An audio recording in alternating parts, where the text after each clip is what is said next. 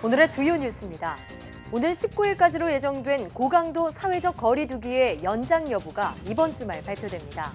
정부는 현재 수준에서 사회적 거리 두기가 느슨해지면 대규모 감염이 일어날 수 있다며 여러 위험 요소를 종합적으로 검토 중이라고 밝혔습니다. 2차 온라인 개학으로 초중고 학생 400만 명이 원격 수업을 시작하면서 우려했던 접속 오류 문제가 이틀 연속 불거졌습니다. 정부가 로그인 방식을 바꾸고 서버를 확충하는 등 대안을 마련했지만 학생과 학부모의 혼란은 당분간 불가피해 보입니다. 국내 코로나19 신규 확진 환자가 나흘째 20명대를 유지하며 안정세를 찾아가고 있습니다. 하지만 재양성 판정을 받은 사례가 160건이 넘고 이 가운데 절반이 증상을 보이고 있어 바이러스 재확산에 대한 방안 마련이 시급해 보입니다. 전 세계 코로나19 확진 환자가 218만 명을 넘어섰고 사망자는 14만 5천여 명으로 집계됐습니다. 트럼프 미국 대통령은 미국 내 확진자 발생이 정점을 지났다고 밝힌 데 이어 3단계로 구성된 경제활동 재개 가이드라인을 발표했습니다. 연인의 만남과 이별에서 생기는 감정은 마음뿐 아니라 우리의 뇌에도 변화를 가져옵니다. 몸속 호르몬이 뇌에 영향을 주면서 사랑의 기쁨과 고통을 더욱 크게 만드는 건데요. 사랑에 담긴 과학 이야기 궁금한 S에서 알아봅니다.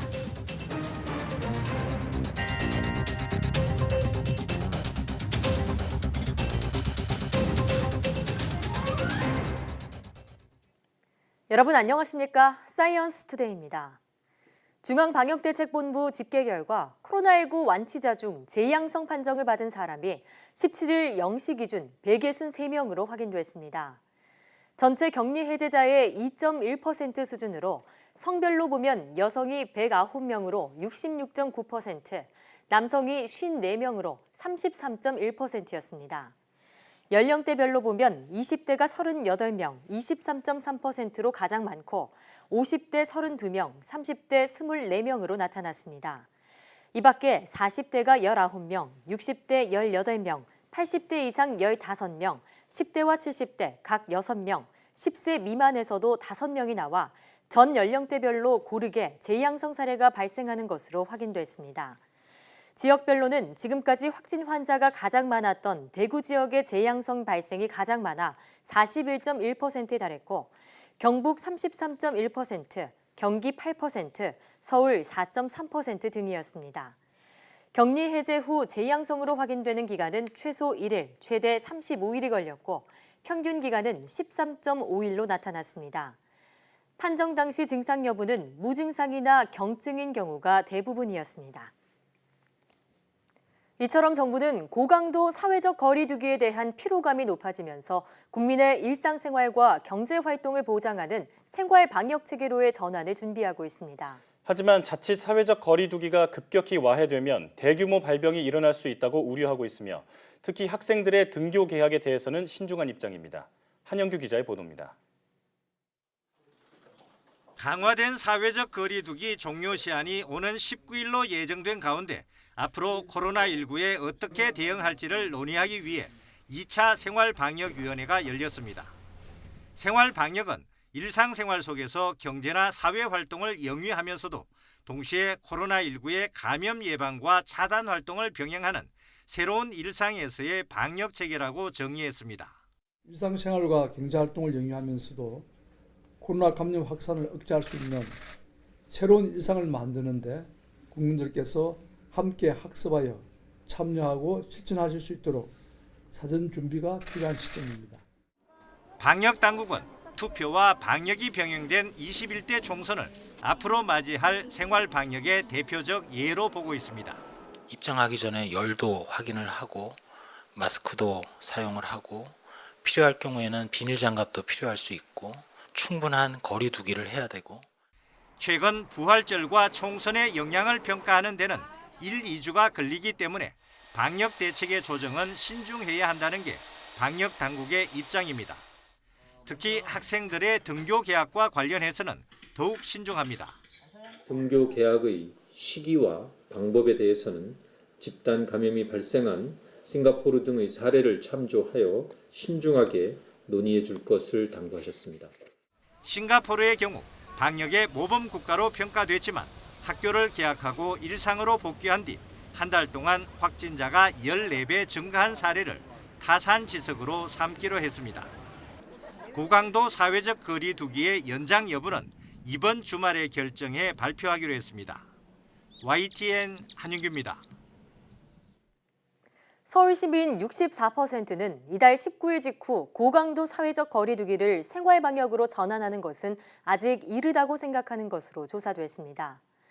조사에 응한 서울 시민의 97%는 사회적 거리 두기 기간이 이달 19일 종료되면 어떤 시점이 되면 생활 방역으로 전환해야 한다고 답했습니다. 하지만 19일 직후 생활 방역 전환은 이르다는 응답이 63.6%에 이르렀습니다.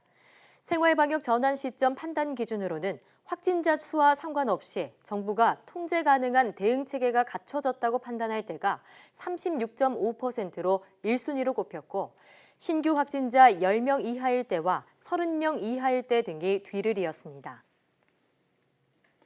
2차 온라인 개학으로 초중고 학생 400만 명이 원격 수업을 시작한 지 이틀째인 17일, EBS 온라인 클래스에 접속 장애가 발생해 학생들이 불편을 겪었습니다. EBS는 오늘 오전 8시 40분쯤 페이스북과 카카오톡 등 SNS 아이디로 EBS 홈페이지에 로그인이 안 되는 문제가 발생해 1시간 20여 분 만인 오늘 오전 10시 5분쯤 정상화됐다고 밝혔습니다. 다만 SNS 아이디가 아닌 EBS 아이디를 사용한 학생은 로그인이나 온라인 클래스 이용에 문제가 없었던 것으로 알려졌습니다.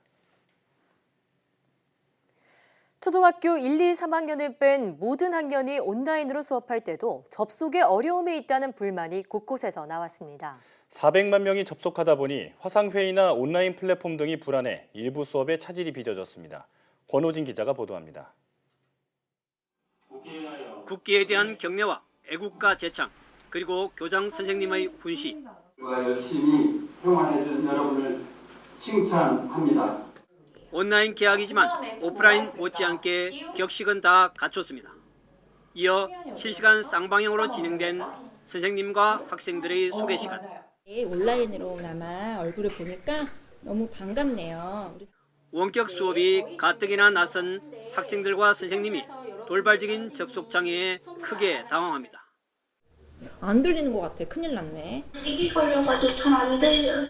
일부 학교에서는 학습 관리 시스템인 이학습터와 원격 수업 플랫폼인 위두랑 접속이 안 돼 긴급히 구글과 학습 애플리케이션 등으로 대체했습니다. 5, 6학년 학생 86명이 동시에 접속해 개학식을 치른 이 학교는 끊김 현상을 우려해 학생들에게 먼저 양해를 구했습니다. 흐름이 끊길 수도 있어요. 그런 점 양해해주고. 온라인 수업에 대한 일부 학생들의 이해 부족으로 선생님이 일일이 설명하는 진풍경도 벌어졌습니다. 학원 시간이랑 겹쳐요. 학교 오는 거랑 똑같은 거예요. 초등학생 원격 수업은 전반적으로 중고생보다 집중도가 떨어지는 것으로 지적됐습니다. 교사들은 따라서 부모님의 도움이 필요하다고 입을 모읍니다. 아이들이 기기 조작하는 거를 미리 사전에 연습을 많이 시켜야 될 것 같고요. 저학년인 경우에는 옆에서 부모님들이 도와줘야 집중을 잘 할 수 있을 것 같아요. 요즘에는 뭐 다른 길로 빠질 수 있는 그런 유혹들도 많고 그렇기 때문에 부모님의 어떤 케어 아래서 그 시간 안에 할 수 있는 방향으로 가는 게 좋지 않을까 생각됩니다. 하지만 맞벌이 부모나 조부모 가정 등은 도움을 받기가 어렵다는 점에서 보완이 필요한 부분입니다. YTN 그로진입니다. 이처럼 2차 온라인 개학을 맞으면서 우려했던 접속 오류 문제가 또다시 불거졌습니다. 유튜브를 활용한 수업도 진행됐는데 예상치 못한 우려가 나왔습니다. 신준명 기자의 보도입니다. 아침부터 수업을 듣기 위해 컴퓨터 앞에 앉은 학생들은 불만을 터뜨렸습니다. 오전 9시 초중고 학생 400만여 명이 온라인 수업이 제공되는 이학습터와 EBS 온라인 클래스에 몰리면서 접속 오류가 생겼기 때문입니다. 서버에 사람들이 많이 몰려가지고 막 한 30초마다 20초 30초마다 동영상이 한 번씩 끊기고 그랬고 친구들은 아예 뭐 로그인이 안 된다거나. 접속이 지연되자 선생님이 나서서 잠시 뒤에 접속하라는 문자를 보낸 중학교도 있습니다. 한꺼번에 많은 사람들이 접속하다 보니까 이게 느려지고 접속이 잘 안 돼요. 코로나가 빨리 진정돼서 학교 나가서 선생님께 직접 수업 듣고 싶어요. 우여곡절 끝에 접속한 이 학습터. 하지만 또 다른 문제가 생겼습니다. 선생님이 유튜브를 활용해 강의를 준비했지만 만 14세 미만 학생은 나이 제한으로 볼 수 없게 된 겁니다. 성인 계정으로 모든 콘텐츠를 볼 수 있게 해줘야 하는 상황.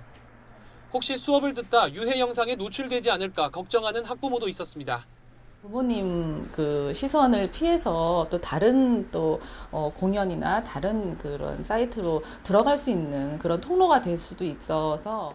하지만 코로나19 때문에 아이를 학교에 보내는 건 걱정스럽다는 의견도 여전했습니다. 우리가 안정적인 좀 백신이 개발되거나 아니면은 정말 확진자가 뭐 1명대 이렇게 나올 때까지는 아무래도 학교에 보내기가 부모님들은 다 걱정이 되지 않으실까. 교육부는 접속 오류를 없애기 위해 로그인 방식을 바꾸고 서버를 확충했지만 당분간 혼란은 불가피해 보입니다. YTN 신주명입니다.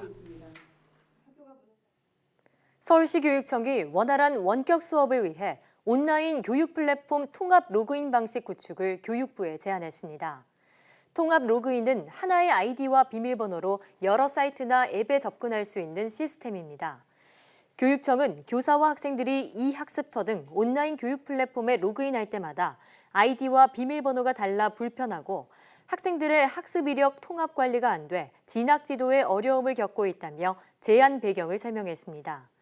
또 카카오톡과 네이버 등 민간 기업처럼 공공기관의 다양한 사이트들도 통합 로그인 방식으로 접근할 수 있도록 허용해달라고 요청했습니다. 통합 로그인 시스템 구축 방안 마련을 위해 교육부와 공공기관, 시도교육청이 참여하는 협의체 구성도 제안했습니다.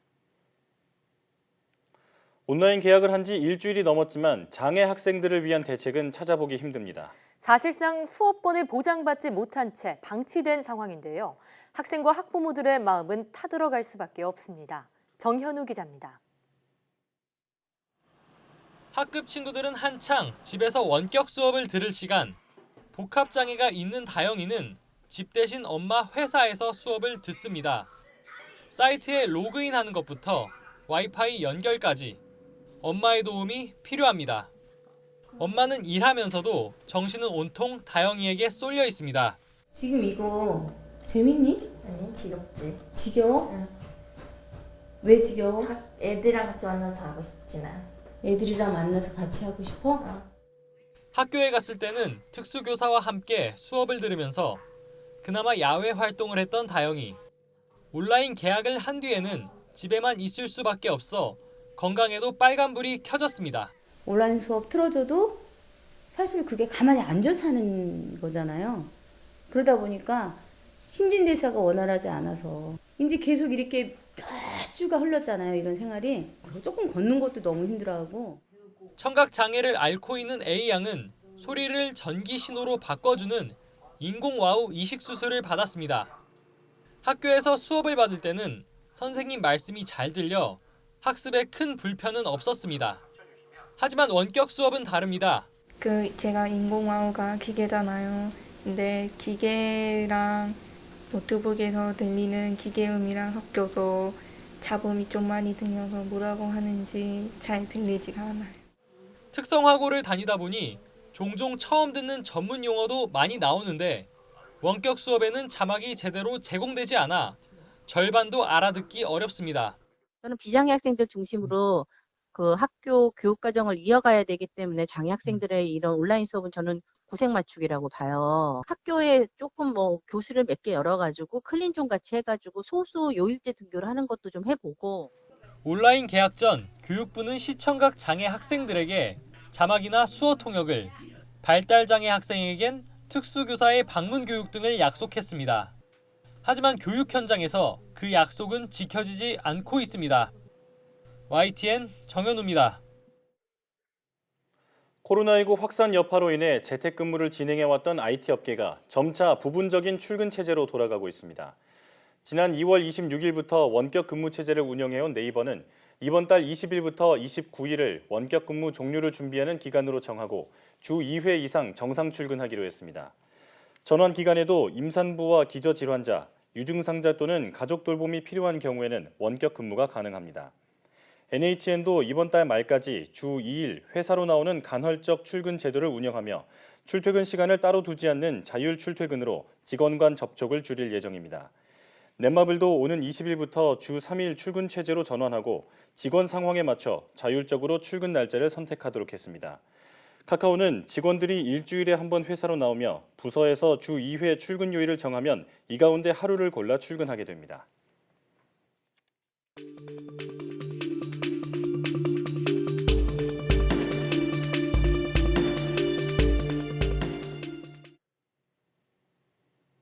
코로나19 신규 확진자가 나흘째 20명대에 머무르고 있습니다.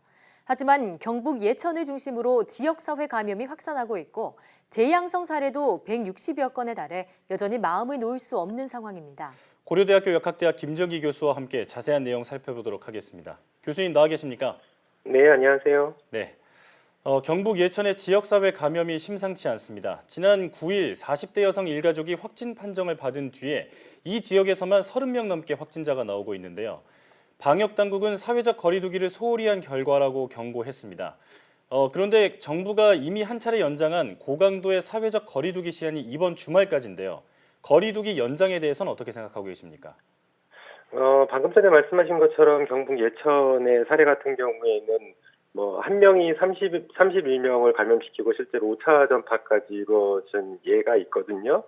그래서 요거는 사회적 거리두기 소홀이 맞습니다. 그래서 요게 앞으로 지금 앵커께서 말씀하신 것처럼 사회적 거리두기를 어떻게 전개하는 게 낫겠느냐, 그러니까 올바른 방향이냐라고 말씀을 하시면, 글쎄요, 지금 상황에서는 가능하면 사회적 거리두기를 지속하는 게 맞기는 합니다. 근데 요 부분이 이제 방역적인 것뿐만 아니라 이제 경제와도 연결이 되어 있기 때문에, 그리고 실제로 사회적 거리두기를 한동안 지속을 하더라도 이번 경북 예천과 같은 사례는 아마 산발적으로 가끔씩 발생을 할 겁니다. 그래서 실제로 이러한 부분보다는 실제로 이제 보건당국에서 이 부분을 어떻게 대처를 할 거냐, 요 부분에 대한 어떤 대비책 마련을 하면서 실제로 서서히 일상생활로 복귀하는 방향으로 가는 게 더 맞지 않을까 이런 생각을 가지고 있습니다. 네, 사회적 거리두기 소홀에 대한 대책 마련이 필요하다고 말씀해 주셨고요. 자, 방역당국이 17일 기준으로 완치 후 다시 양성 판정을 받은 사례가 160건이 넘었다고 발표했습니다. 주요 외신도 우리나라의 재양성 사례를 일제히 보도하고 있는데요. 이런 재양성 사례가 이전에 사스나 메르스에서는 없었던 현상이라고 합니다.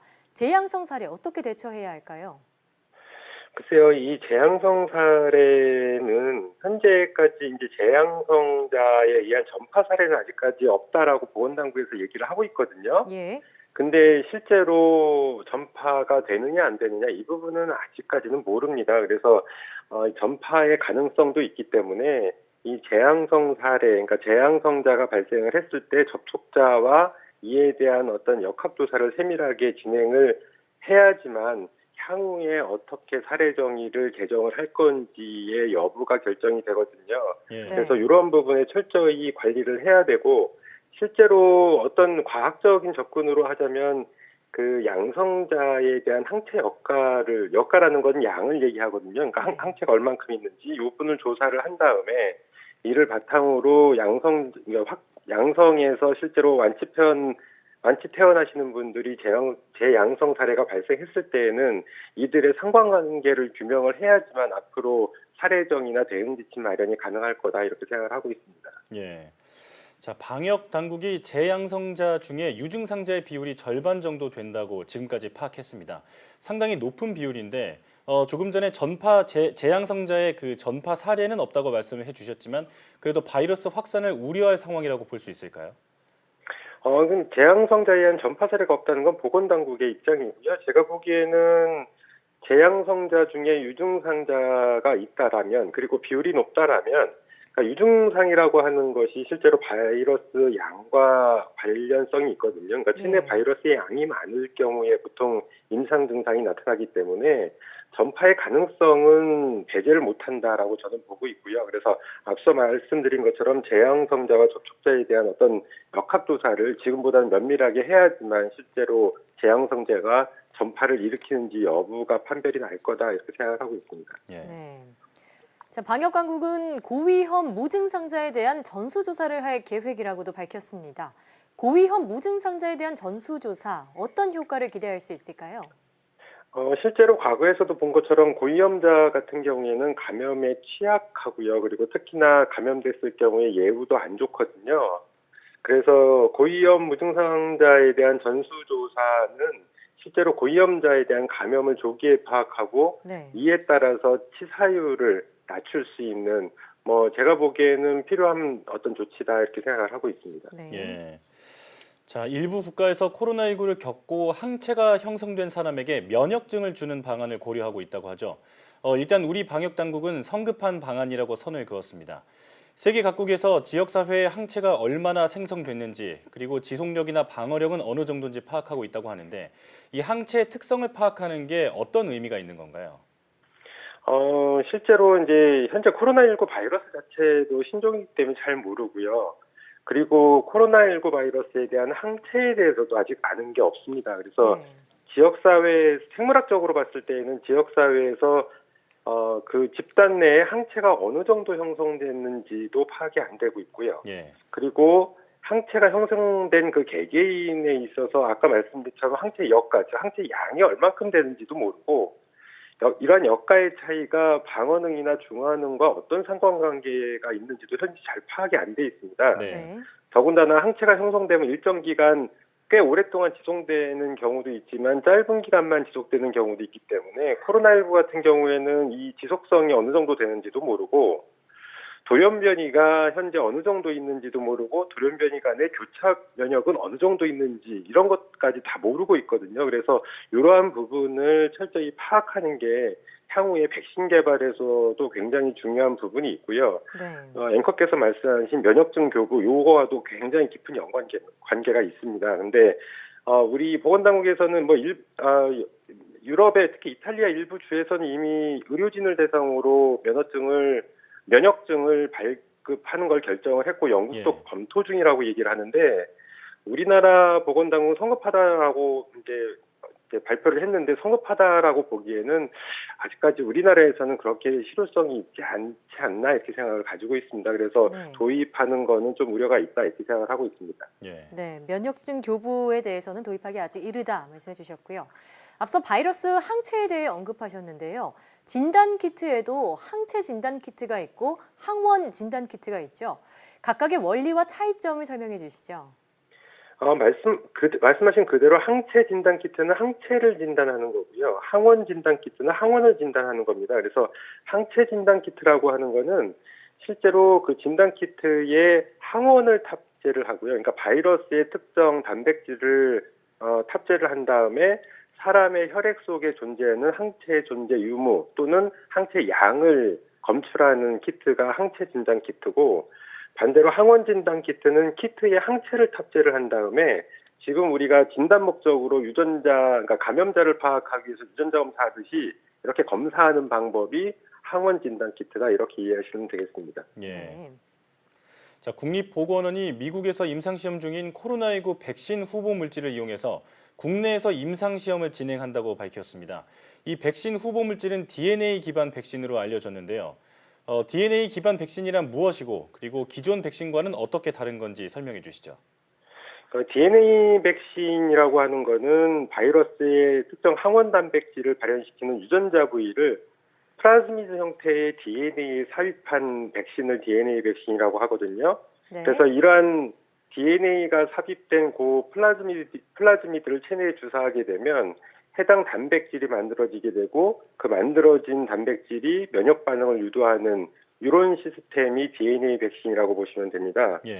그래서 이런 DNA 백신 같은 경우에는 장단점이 다 있는데 장점 같은 경우에는 실제로 검증된 어떤 플라즈미드 플랫폼을 사용할 경우에는 개발이 굉장히 빨리 이루어지는 장점이 있고요. 그리고 나아가서 대량 생산이 가능하다라는 장점이 있습니다. 근데 반면에 이게 그러니까 면역 관용이라고 이뮨 톨러런스를 유발시킬 가능성이 있어가지고 이 부분에 대한 검증은 반드시 필요하다 이렇게 생각을 하고 있습니다. DNA 백신 개발에 대한 이야기도 나눠봤는데 코로나19 치료제와 백신 개발을 위해서 범정부 실무추진단이 출범했습니다. 긍정적인 소식 들려오길 기대해 보겠습니다. 교수님 오늘 말씀 고맙습니다. 네, 감사합니다.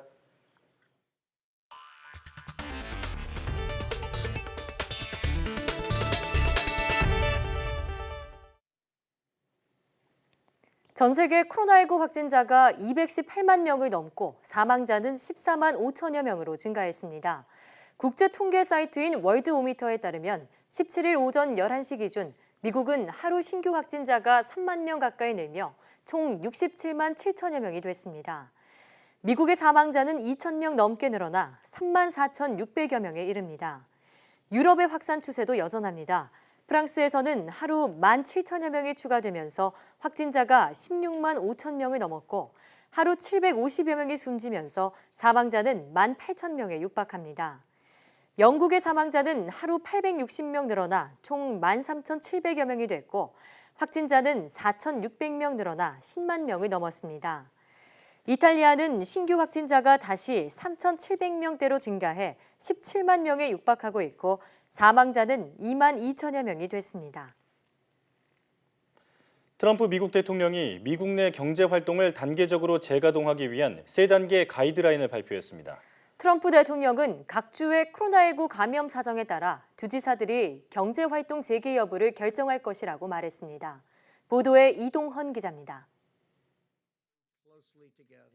트럼프 미국 대통령은 전날 미국 내 코로나19 신규 확진자 발생이 정점을 지났다고 밝힌 데 이어 현지 시간 16일 미국 내 경제활동 재개를 위한 가이드라인을 발표했습니다. Based on the latest data, our team of experts now agrees that we can begin the next front in our war, which we are calling Opening Up America Again. 먼저 3단계로 나눠진 경제활동 재개를 위한 전제 조건을 제시했습니다. 14일 동안 독감과 코로나19 신규 확진자가 감소 추세를 보이고 같은 기간 환자 수와 검사 대비 양성자 비율이 떨어질 것, 그리고 병원의 보건 역량 강화 등입니다. 이 같은 조건이 충족돼 1단계에 들어가면 사회적 거리 두기를 전제로 개인의 사회활동이 재개되고 기업은 단계적 일터 복귀가 가능합니다. 그러나 10인 이상 모임은 피해야 하며 요양원과 병원 등 취약시설은 방문이 금지됩니다. 극장과 교회, 경기시설도 엄격한 거리 두기가 이루어진다면 운영이 가능합니다. 학교와 어린이집, 술집은 여전히 문을 닫아야 하고 비필수적 여행은 제한됩니다. 코로나19가 다시 확산한다는 증거가 없고 1단계 요건을 2차례 충족할 때 2단계에 들어가는데 피해야 할 사회적 모임이 50명 이상으로 완화되고 비필수적 여행이 가능해집니다. 학교와 어린이집을 열 수 있고 술집은 좌석이 아닌 입식으로 규모를 축소해 열 수 있습니다. 1단계 요건을 3차례 충족해 3단계에 들어서면 코로나19 취약계층의 공공장소 활동이 가능하고 기업의 직원 채용도 제한 없이 가능해집니다. 요양원과 병원을 방문할 수 있고 극장 같은 대규모 장소도 제한된 사회적 거리 두기 지침 아래 운영될 수 있습니다. 트럼프 대통령은 몇몇 주의 경우 상황이 좋아 내일이라도 1단계에 들어갈 수 있을 것이라고 말했습니다. 그러나 각 주가 경제활동을 재개할지 여부는 각 주의 상황에 따라 전적으로 주지사들이 결정할 문제라고 덧붙였습니다. YTN 이동원입니다. 미국 뉴욕주가 트럼프 행정부의 경제활동 정상화 관련 새 조치와 상관없이 비필수 사업장의 셧다운 조치를 다음 달 15일까지 연장하기로 했습니다. 실업 대란이 본격화하면서 4주 동안 2,200만 명가량이 일터를 잃은 것으로 나타났습니다. 워싱턴 강태욱 특파원의 보도입니다. 지난달 20일 비필수 사업장의 재택근무를 명령하는 사실상의 자택 대피령을 결정한 뉴욕주.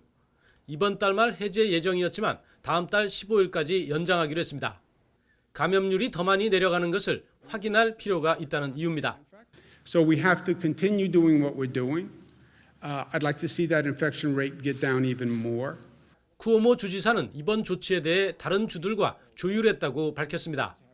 뉴욕주 주변 7개 주와 서부 3개 주 등 모두 10개 주는 경제활동 복귀와 관련해 함께 행동하기로 했기 때문입니다.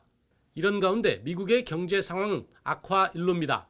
지난주 신규 실업수당 청구가 525만 건이나 이뤄진 것으로 파악됐습니다. 4주 동안 2,200만 명이 일자리를 잃은 겁니다. This level of unemployment claims, it means that in the last 4 weeks, we've roughly had as many unemployment claims as we had job gains in the decade-long recovery since the Great Recession. 블룸버그 통신은 현재 미국의 실업률이 최소 17%에 이른다는 것을 시사한다고 평가했습니다. 여기에 골드만삭스는 다음 달 말까지 2천만 건 정도의 추가 실업수당 청구가 있을 것이라는 암울한 전망을 내놨습니다. 워싱턴에서 YTN 강태욱입니다. 중국 후베이성의 코로나19로 인해 우한시에서 숨진 누적 사망자 수가 기존 발표보다 1,000명 이상 많은 3,869명이라고 수정 발표했습니다. 우한시를 관할하는 후베이성은 오늘 어제 자정까지 재집계한 코로나19 누적 사망자가 기존 통계보다 1,290명 늘어났고 이것은 보고 지연이나 누락 등의 이유로 빠진 숫자를 포함시킨 결과라고 해명했습니다. 후베이성 위생건강위원회는 또 우한시의 확진자 수도 기존보다 325명 증가한 5만 300여 명으로 변경했습니다. 관영신화통신은 이와 관련해 우한시가 코로나19 확진자 가운데 병원에서 입원 치료를 받지 않고 자택에서 숨졌거나 환자들이 한꺼번에 몰리면서 보고가 지연되거나 누락된 사례를 이번 통계에 반영했다고 설명했습니다. 트럼프 미국 대통령이 코로나19의 충격에서 벗어나기 위해 경제 정상화 계획을 발표한 가운데 미국의 통제 조치는 아직 부족하며 상황을 일주일은 더 지켜봐야 한다는 중국 전염병 전문가의 의견이 나왔습니다. 중난산 중국 공정원 원사는 16일 열린 유럽 전문가들과의 화상회의에서 다른 지역은 환자 발생이 완화하는 추세지만 미국은 예외라며 이같이 말했다고 중국 매체 신경보가 전했습니다. 아울러 중난산 원사가 미국의 조치를 아직 부족하다고 보고 있으며 앞으로 일주일이 더 지나야 안정기에 들어갈 수 있는데 이것은 미국이 어떤 조치를 할지에 달려있다고 덧붙였다고 소개했습니다. 중국 관변 매체인 글로벌타임스도 중난산 원사가 엄격한 통제 때문에 경제 활동이 중단되는 것은 큰 문제이지만 각국은 항상 인간의 생명을 최우선으로 해야 한다며 우려를 나타냈다고 보도했습니다. 일본에서 코로나19 누적 확진자가 크루즈선 감염자를 포함해 10,000명, 사망자도 200명을 넘어서면서 긴급 사태가 전국으로 확대됐습니다. 아베 총리의 조치가 뒷북이라는 불신의 목소리가 커지면서 총리 조기 퇴진설까지 나오는 등 아베 총리의 입지가 휘청거리고 있습니다. 보도에 김상우 기자입니다. 지난 7일 코로나19 긴급 사태가 선언된 도쿄도 등 지자체 7곳 가운데 한 곳입니다. 상점 거리가 텅 비었습니다. 편의점에서는 손님으로부터의 코로나19 감염을 막기 위해 계산대에 비닐 가림막이 설치됐습니다. 特に普段通りと変わらないと思いますね。むしろ安心できるんじゃないかと思いますよ。 이런 조치 등에도 불구하고 도쿄에서 코로나19 확진자가 연일 세 자릿수대로 발생하는 등 열도 전역에서 환자와 사망자가 계속 급증하고 있습니다. 특히 의료 체계가 붕괴 직전입니다. 코로나19 중증 환자에 대응하느라 다른 질병 등으로 위독한 환자를 거절하거나 병원 측이 원내 감염을 우려해서 코로나 의심 환자를 거부하는 사례도 이어지고 있습니다.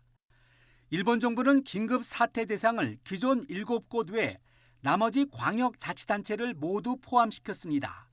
적용 기간은 앞서 선언한 지역과 마찬가지로 황금 연휴가 끝나는 다음 달 6일까지입니다.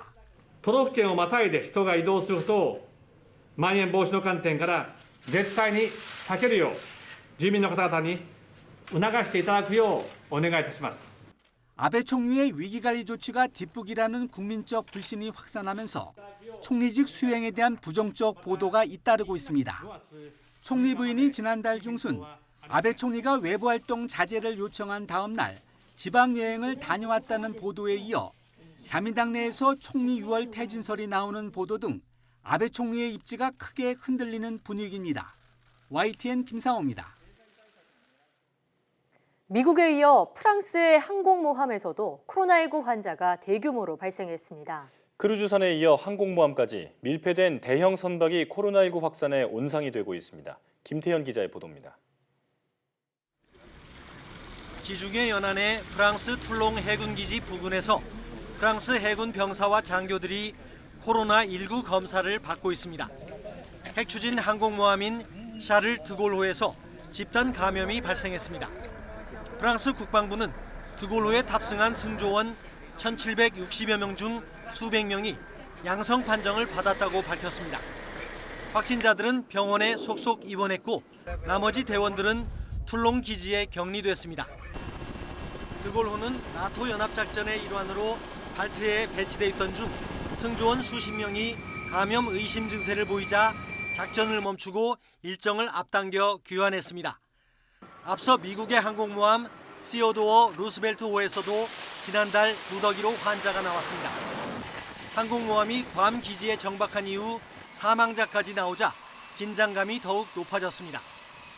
승조원이 4,800명이나 되는 루스벨트호에서는 감염과 확산 경로에 대한 전면 조사가 진행됐습니다.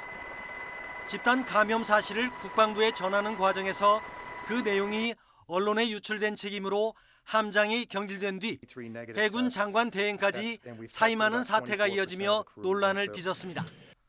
Letters should not have been sent to many people, unclassified. That was a mistake. 코로나19 양성 판정을 받은 루스벨트호 승조원은 이미 수백 명이 넘습니다. 연일 코로나19 희생자가 속출하며 불안감이 커진 가운데 미국과 프랑스는 항공모함 감염 사태까지 고심해야 하는 처지가 됐습니다. YTN 김태현입니다.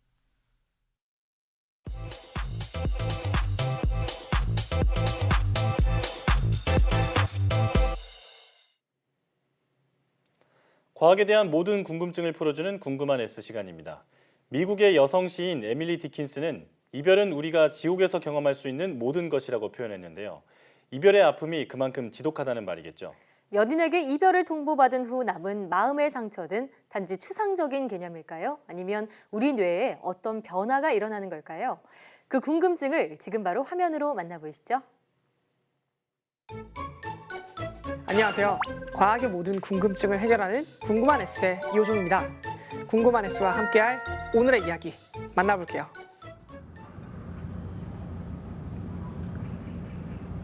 너 나 사랑하니?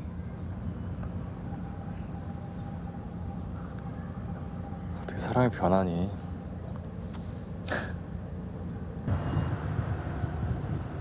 영화 봄날은 간다의 명대사인데요. 극중 남자 주인공인 상우는 이별을 하게 됩니다. 이별 후 한 남자가 참담한 봄날을 어떻게 견디는지를 여실히 보여주는 영화입니다. 이처럼 깊은 사랑 뒤에 찾아오는 이별의 고통은 정말 지독합니다. 그런데 우리가 이토록 시련의 고통에서 벗어나지 못하는 이유는 무엇일까요? 어느 날 뉴욕 주립대학 심리학과 게시판에는 사랑이 깨졌나요? 그런데도 그 사랑을 그냥 보낼 수 없나요? 라는 공고문이 붙었습니다. 미국의 인류학자 헬렌 피셔는 실현당한 학생들의 뇌에서 무슨 일이 일어나는지 기능 자기 공명 영상을 이용해 실험을 진행하려 했습니다. 이 공고문이 게시판에 올려지자마자 많은 학생이 실험에 참여하고 싶다고 찾아왔는데요. 실험에 참여한 사람들은 그들에게 퇴짜를 놓은 애인들의 사진과 낯선 사람들의 사진을 번갈아 보면서 뇌 영상을 찍게 되었어요. 실험 결과는 매우 놀라웠습니다. 실현당한 자들의 뇌에선 사랑이 시작됐을 때 관련되는 모든 신경회로와 신경 전달 물질이 다시금 활성화되는 것으로 나타났습니다. 연인들에게 엄청난 쾌락을 제공하고 함께 있고 싶게 만드는 신경 전달 물질인 도파민, 가슴이 뛰고 호흡이 가빠지며 몸을 흥분 상태로 만드는 노르에피네프린, 긴장하게 만들고 스트레스를 유발하는 호르몬인 코르티솔, 이 세 가지의 호르몬이 실현당한 사람의 뇌에서 왕성하게 분비되는 것을 알 수 있었어요. 도파민이 분비되는 이유는 사랑에 빠졌을 때 뇌는 그 행복감을 기억하고 있는데 갑자기 실현하는 경우 뇌가 상실감을 느끼며 결핍된 사랑을 더욱 갈망하게 된다고 해요.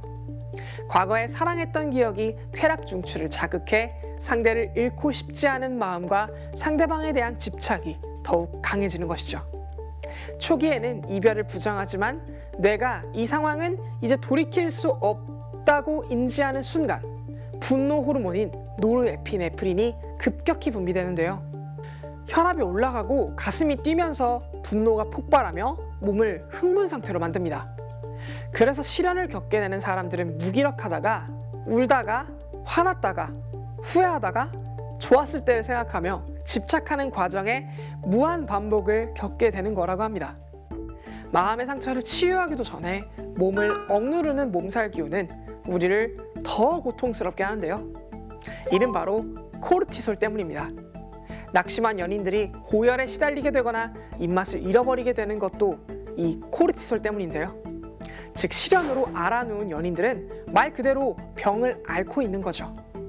그러니까 실연당한 사람의 뇌는 마치 그에게 사랑을 고백하지 못해 안달이 난 첫 만남의 뇌 상태를 경험하게 되는 것입니다. 하지만 실연할 때 사랑에 빠졌을 때처럼 같은 호르몬이 분비된다고 해서 이것이 처음 사랑이 찾아올 때의 감정으로 돌아간다는 것을 의미하지는 않습니다. 정신과 의사 토머스 루이스와 리처드 레넌에 따르면 우리가 이별할 때마다 사랑이 시작될 때 느꼈던 홍역을 치러야 하는 것은 사랑을 되찾기 위한 몸의 강력한 항의라고 설명했습니다. 인간을 포함해 포유류는 상대가 자신의 사랑과 애착을 받아주지 않으면 도파민과 노르에피네프린을 통해 몸을 강한 흥분 상태로 만드는데요. 낭만적 사랑을 일으키는 데 기여했던 그 화학물질들이 흠모의 열정과 이별 뒤의 두려움을 더욱 격정적으로 만들고 이 부당한 이별에 대해 분노하고 신체적으로 항의하도록 하는 거죠. 좌절, 공격 이론에 따르면 기대했던 기쁨이나 쾌락이 실현되지 못하면 분노의 반응으로 이어진다고 합니다. 이를 잘 보여주는 흥미로운 실험이 하나 있는데요. 고양이의 쾌락 신경회로를 인위적으로 자극하면 고양이는 격렬한 쾌감을 느낀다고 합니다. 그 자극을 걷어들이면 고양이는 갑자기 난폭해지는데요. 쾌감을 박탈할 때마다 고양이의 분노는 더욱 커진다고 합니다. 낭만적 사랑의 쾌감에서 한순간 거절당한 연인의 분노를 이 실험의 결과에 빗대어 설명할 수 있지 않을까 하는 것이 신경과학자들의 추론인 것이죠. 그럼 실연의 아픔을 어떻게 극복해야 될까요? 첫 번째, 자신의 감정에 대한 일기를 쓰는 것입니다. 텍사스 주립대학의 심리학 교수인 아서 마크맨 박사에 의하면 도저히 잠을 이루지 못하겠으면 한숨을 쉬며 뒤척거리는 대신 자리에서 일어나 20분 정도 자신의 슬픔과 분노 그리고 불안에 대해 일기를 써보라고 조언했습니다.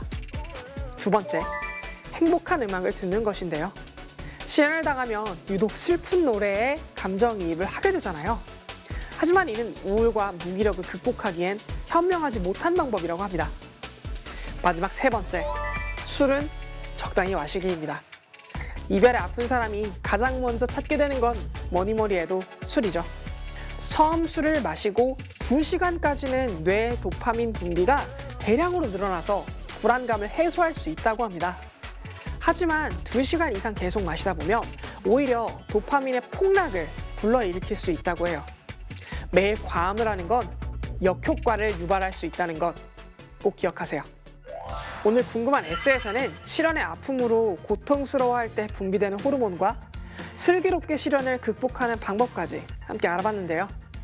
상대에 대한 미련과 애정의 앙금이 남을수록 새로운 사랑을 시작하는데 어려움을 느낄 수 있게 실연의 아픔은 어쩌면 당연한 반응이지 않나 싶어요.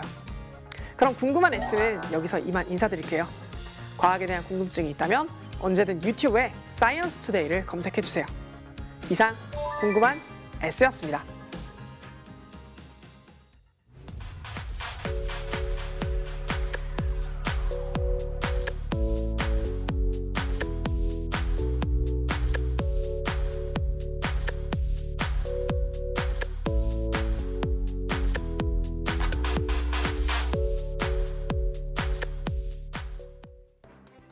최근 일주일 사이 경북 예천에서 코로나19 환자가 30명 넘게 발생했습니다. 첫 확진자 발생 이후 가족과 직장 동료 등으로 3, 4차 감염이 일어나면서 지역사회 확산 우려가 커지고 있는데요.